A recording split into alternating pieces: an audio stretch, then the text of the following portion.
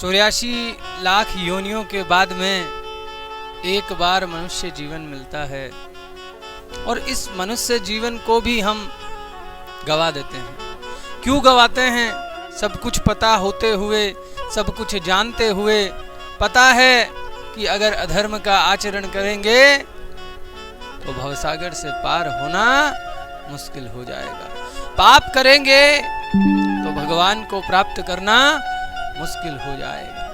अगर कुकर्म करेंगे, गलत कर्म करेंगे, किसी से द्वेष करेंगे, ईर्ष्या करेंगे, क्रोध करेंगे, तो उस परम सत्ता की सेवा को पाना बहुत मुश्किल हो जाएगा महाराज। सब कुछ जानते हुए, सब कुछ पता होते हुए भी हम ये कार्य करते रहते हैं। निरंतर जब हम किसी का बुरा करते हैं तो परमात्मा जो हमारे चैत्य गुरु के रूप में हम सबके हृदय में विराजमान है, वो हमें बताता है कि जो तू करने जा रहा है वो गलत है। लेकिन उसके पश्चात भी हम वो कार्य कर देते हैं और दोष मेरे राधा रमन को देते हैं कि क्यों राधा रमन हमें इतने कष्ट देते हो, भगवान हमें क्यों इतने कष्ट देते हैं। अरे जीव को ये बात कब समझ में आएगी महाराज कि कष्ट भगवान नहीं देते हैं।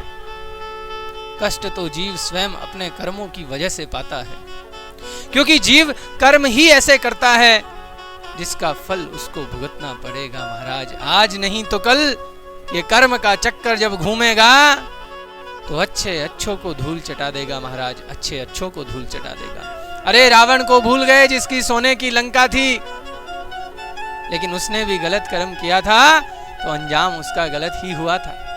तो आप और हम किस खेत की मूली हैं जो किसी का रुपया खा जाएंगे और हमें चुकाना ना पड़ेगा।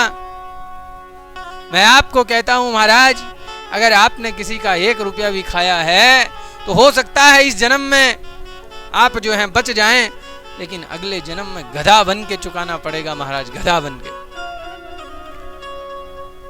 क्योंकि ये जो कर्म का सिद्धांत है, ये कर्म का जो चक्कर है, इसको कोई नहीं काट सकता है।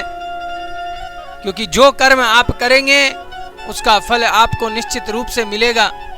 क्योंकि हो सकता है कि भगवान जो हैं वो हमारे पाप ना देखें, हमारे पुण्य ना देखें, हमने कितने पाप किए हैं भगवान ना देखें, लेकिन ये प्रकृति जो है ये बख्शेगी नहीं महाराज। ध्यान में रख कर के कर्म कीजिएगा, क्योंकि जो कर्म आप करने जा रहे हैं वो प्रकृति उसको देख रही है, और जब वो प्रकृति देना प्रारंभ करेगी तो संभालना मुश्किल हो जाएगा महाराज। ध्यान में रख करके, इसीलिए मैं बार बार बोलता हूं, हर बार मैं कहता हूं कि पता हम सबको है, जानते हम सब हैं कि जो भी कार्य करने जा रहे हैं, जो भी हम कर रहे हैं वो गलत है, किंतु फिर भी हम वो कार्य करते हैं।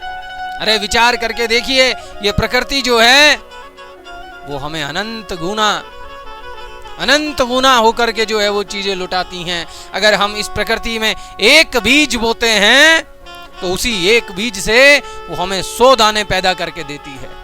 तो अगर आपने कांटों का बीज बोया है तो इंतजार कीजिए, आपने एक कांटे का बीज बोया है, अब आपको 100 कांटे स्वीकार करने पड़ेंगे महाराज, क्योंकि ये प्रकृति किसी को नहीं बख्शेगी।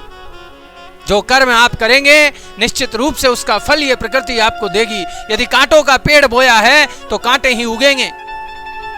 सोच के देखिए, एक गेहूं का दाना जब हम भूमि में डालते हैं तो ये प्रकृति हमें 100 दाने दे देती है। तो सोचिए, अगर आपने कोई ऐसा कर्म किया जो अच्छा नहीं है, जो आपको अच्छा ना लगा हो, तो जब ये प्रकृति आपको लौटाएगी तो क्या होगा। तो ये विचार करके कर्म कीजिए। पता होते हुए भी यदि व्यक्ति गलत करता है तो उसको जो फल मिलेगा वो उसे स्वीकार करना ही पड़ेगा।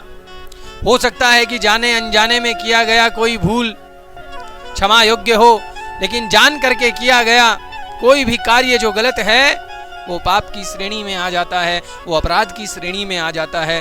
इसलिए ऐसा कोई भी कार्य हमें नहीं करना चाहिए जो जीवों के लिए, इस संसार में किसी के लिए भी जो है वो सही नहीं हो।